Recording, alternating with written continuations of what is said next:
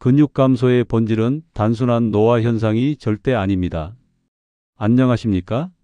저는 노인영양학과에서 30년 동안 시니어 환자분들을 진료해온 63세 전문의 이정훈입니다. 지난 30년 동안 수천 명의 어르신들을 보며 노후 건강에서 가장 빠르게 무너지는 것은 근육이라는 사실을 확인했습니다. 그런데 대부분의 어르신들이 근육이 빠지는 이유를 완전히 오해하고 계십니다.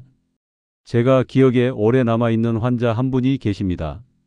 경기도 의정부에 사는 72세 여성 김영순 님입니다. 이분은 계단을 오를 때 허벅지가 떨리고 장바구니를 들면 다리에 힘이 빠져 잠시 쉬어야 했습니다. 근력 검사 결과는 같은 연령대 평균보다 35% 낮았습니다. 하지만 두부도 먹고 계란도 먹고 있다고 하셨습니다. 저는 식단을 자세히 확인했습니다. 문제는 양이 아니라 질이었습니다. 근육을 만드는데 반드시 필요한 류신이 심각하게 부족한 식단이었습니다. 저는 단백질 3가지만 바꾸고 아주 가벼운 근육 자극 루틴을 추가해 드렸습니다. 4주 후 김영순님은 다리에 힘이 다시 살아나는 느낌이 든다고 하셨습니다. 허벅지 둘레는 1.3cm 증가했고 걷는 속도도 빨라졌습니다. 근육은 나이가 아니라 선택으로 되살릴 수 있다는 사실을 보여준 사례였습니다. 오늘 끝까지 보시면 근육이 빠지는 정확한 이유와 해결 방법을 알 수 있습니다. 제가 실제 환자들에게 적용해 효과가 확실히 검증된 방식 그대로 알려드리겠습니다. 도움이 되신다면 구독과 좋아요 눌러주시고 건강한 노후를 함께 만들어가면 좋겠습니다. 그럼 시작하겠습니다. 저는 30년 동안 시니어 환자분들을 진료해오면서 아주 뚜렷한 공통점을 봤습니다.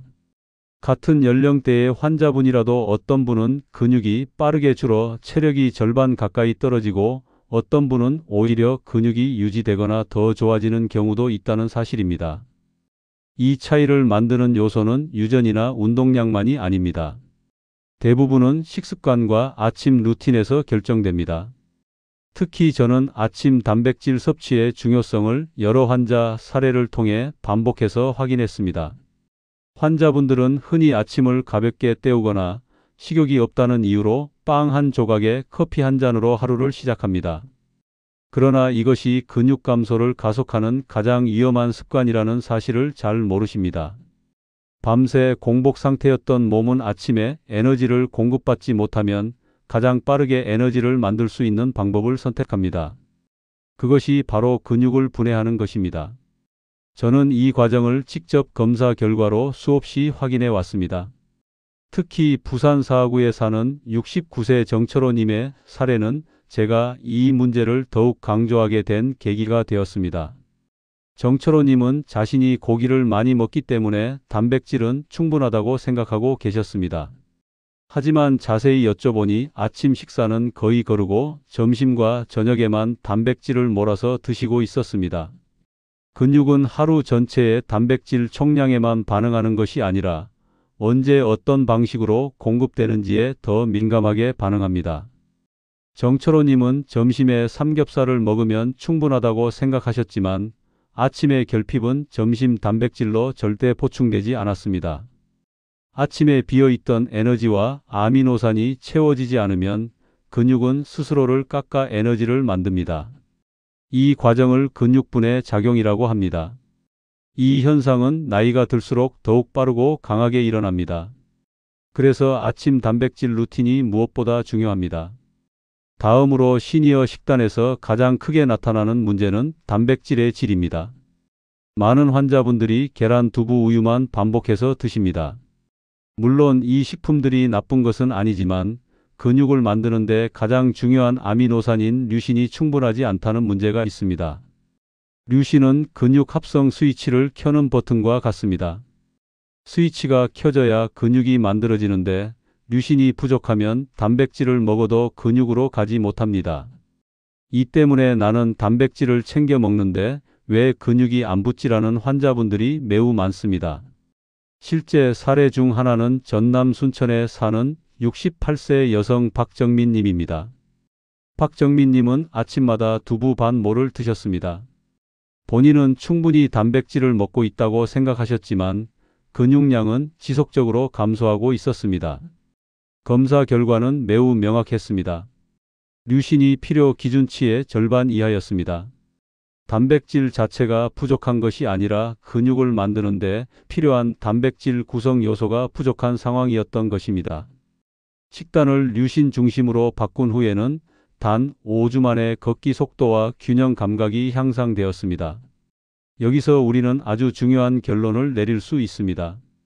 근육이 줄어드는 이유는 단순히 나이가 들어서가 아니라 근육을 만드는 방식을 모르기 때문입니다. 근육을 되살리려면 단백질의 양보다 흡수율과 류신 함량을 먼저 확인해야 합니다. 이 구조를 이해해야 뒤에서 말씀드릴 단백질 3가지가 왜 중요한지 제대로 이해하실 수 있습니다.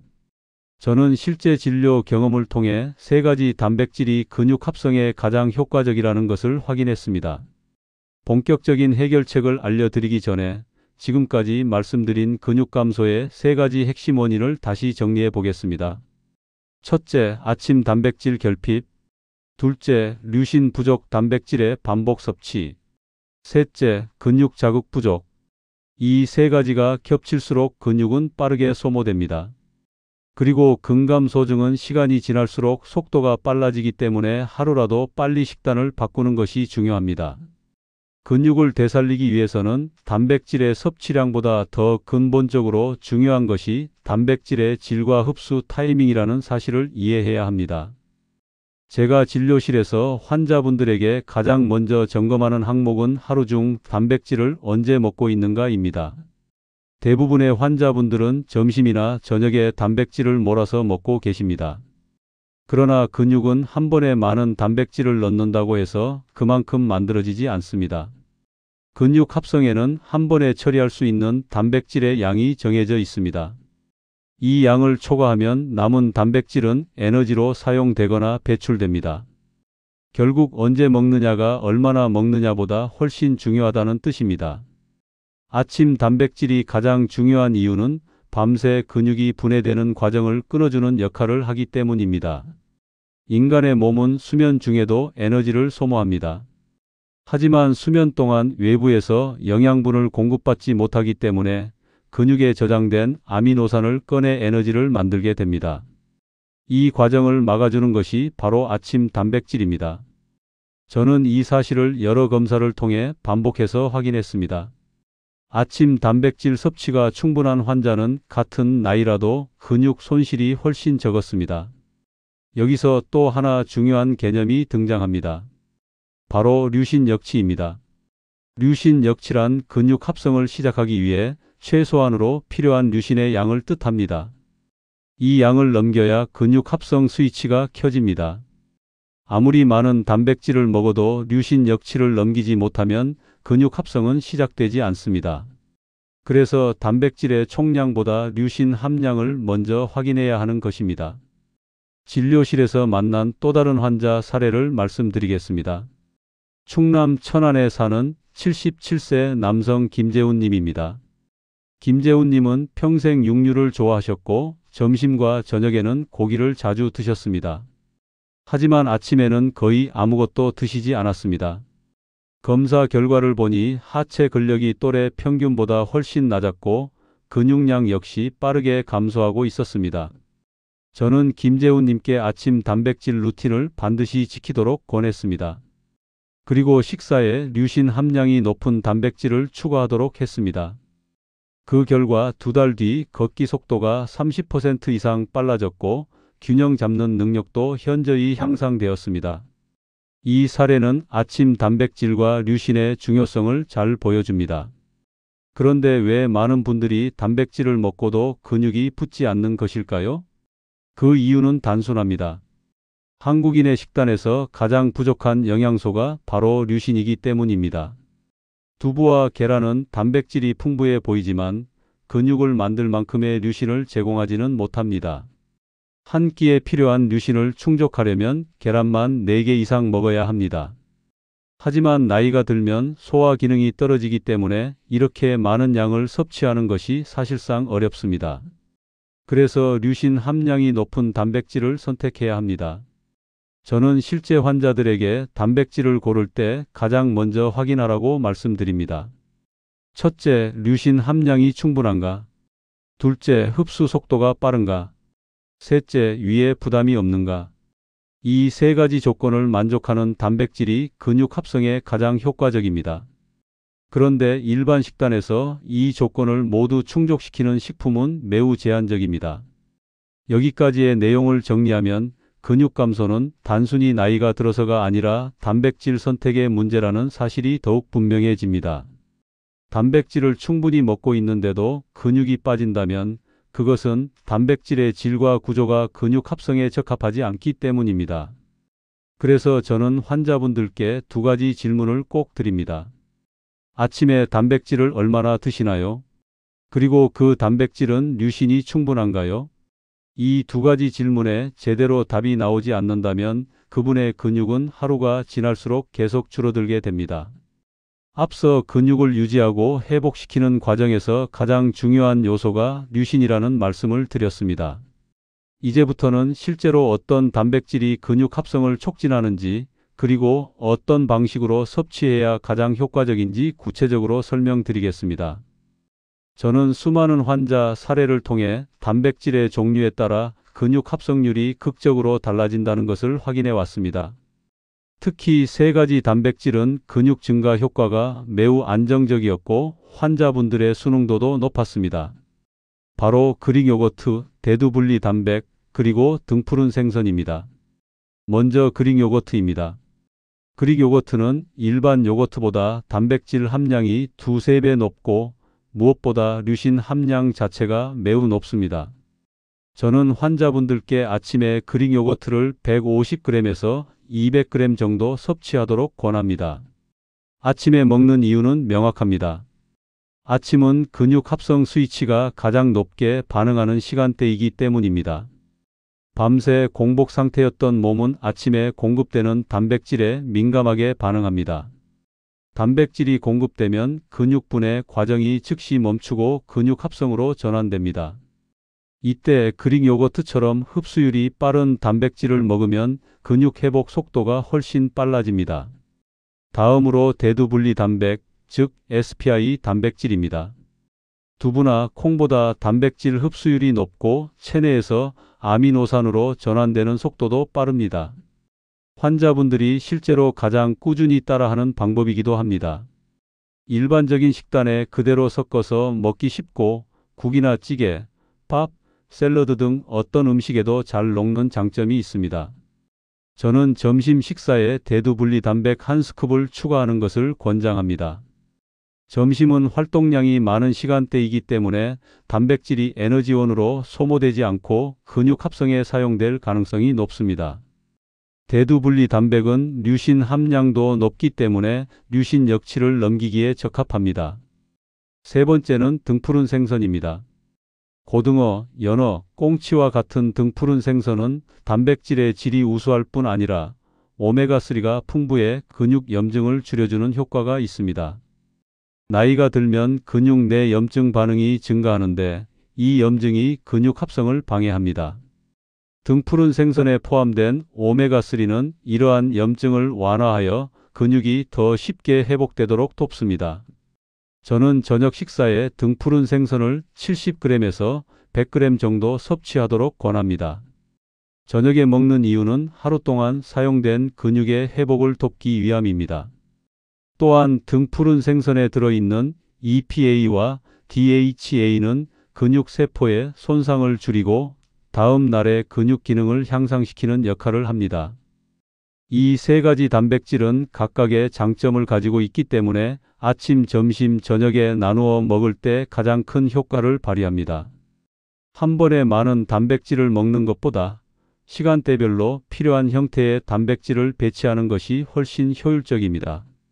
실제로 저는 이 루틴을 수백 명의 환자에게 적용했고 대부분 3주에서 6주 안에 눈에 보이는 변화를 경험했습니다. 단백질의 종류를 바꿨을 뿐인데 계단을 오를 때 무릎 떨림이 사라지고 오래 걷지 못하던 분들이 걷는 시간이 늘어나는 경우를 많이 봤습니다.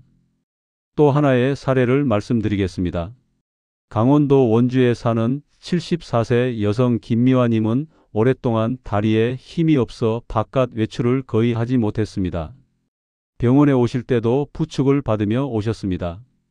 그런데 식단을 분석해 보니 아침 식사는 거의 하지 않았고 하루 단백질 대부분을 저녁에 몰아서 드시고 있었습니다. 저는 김미화님께 말씀드렸습니다. 지금 드시는 양으로는 근육이 만들어지지 않습니다. 단백질의 양이 아니라 시간대와 종류가 문제입니다. 김미화님은 아침 그릭 요거트, 점심 대두 분리 단백, 저녁 등푸른 생선을 그대로 따라 하셨고 4주 후에 다시 진료실에 오셨을 때 걸음이 확연히 달라졌습니다. 이전에는 허벅지가 떨려 5분도 걷지 못했지만 이제는 20분 이상 걸을 수 있게 되었다고 말씀하셨습니다. 이처럼 근육은 단백질의 질과 시간대만 바꿔도 얼마든지 회복될 수 있습니다. 근육이 감소하는 속도가 빠를수록 회복이 어렵다고 생각하시지만 실제로는 단백질 선택만 바꿔도 변화는 훨씬 빨리 나타납니다. 특히 류신이 풍부한 단백질을 하루에 3번 나누어 섭취하는 루틴은 근육 합성을 가장 안정적으로 유지할 수 있는 방법입니다. 이제부터는 단백질 3가지를 실제 생활 속에서 어떤 방식으로 적용해야 가장 빠르고 안전하게 근육을 되살릴 수 있는지 구체적으로 말씀드리겠습니다. 많은 환자분들이 새로운 식단이나 루틴을 시작할 때 가장 어려워하는 부분이 바로 구체적으로 어떻게 먹어야 하느냐입니다. 단백질을 바꾸는 것만으로도 효과는 크지만 그 단백질을 언제 어떻게 먹는지가 근육 회복 속도를 결정짓는 핵심 요소입니다.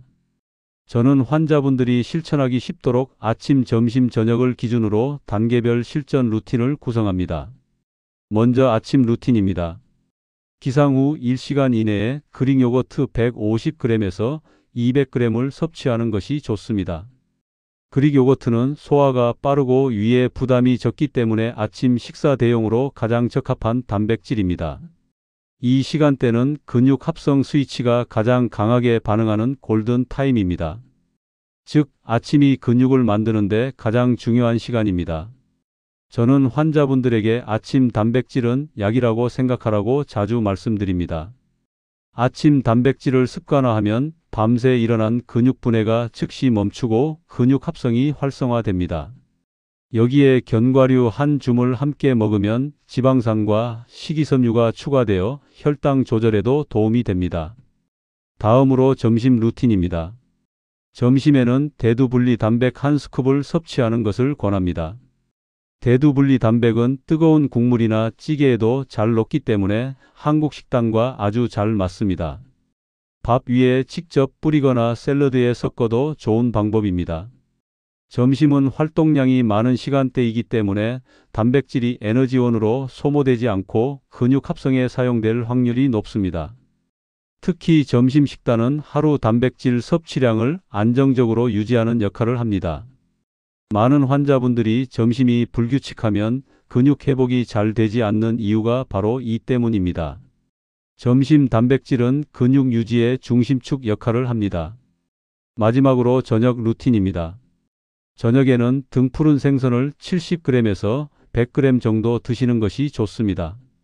등푸른 생선에 포함된 오메가3는 근육 염증을 줄여주며 특히 나이가 들수록 증가하는 근육세포 손상을 완화하는 데 큰 도움을 줍니다. 저녁은 하루 활동이 끝나는 시간대이기 때문에 단백질이 회복 작용에 집중됩니다. 저는 환자분들께 저녁 단백질을 근육 회복 영양제라고 설명합니다.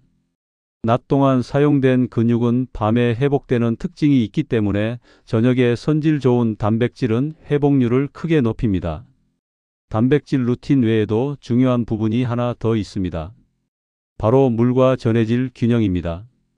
단백질을 섭취하면 체내에서 아미노산 분해 과정이 활발해지기 때문에 신장 기능이 부담되지 않도록 충분한 수분 섭취가 필요합니다. 많은 환자분들이 단백질 섭취를 늘리면서 물을 충분히 마시지 않아 피로감을 느끼는 경우가 있습니다. 하루 최소 물 1리터에서 1.5리터 정도를 권장합니다. 물론 신장 기능이 약하신 분들은 개별적으로 섭취량을 조절해야 합니다. 수분이 충분해야 단백질 흡수율이 높아지고 근육 회복도 원활해집니다. 다음으로는 흔히 발생하는 잘못된 식습관을 짚어드리겠습니다.